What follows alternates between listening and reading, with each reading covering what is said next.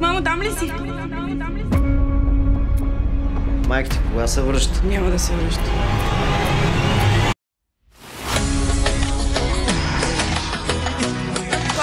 Клас, мирно.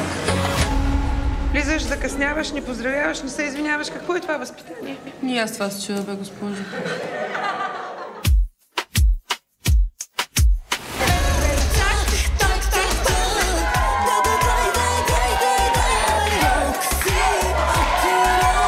Аз много ви обичам, госпожо.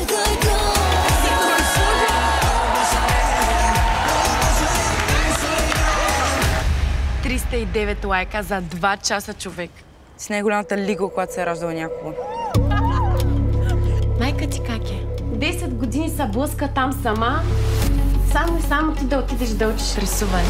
Колко струва билета? 2310 лева в едната посока. Понеделник трябва да го платим. Иначе край. Трябват ми пари на заем. Аз нямам. Нещо не може да измислим. Не знам дали можеш да мислиш до толкова.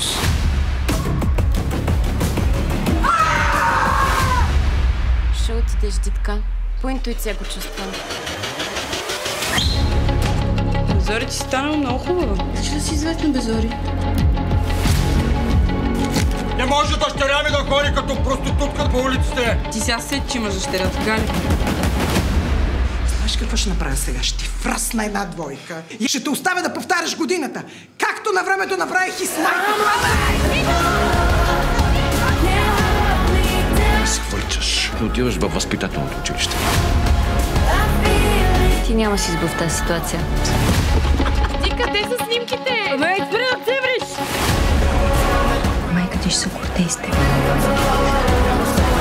Само за тебе мисля цял ден.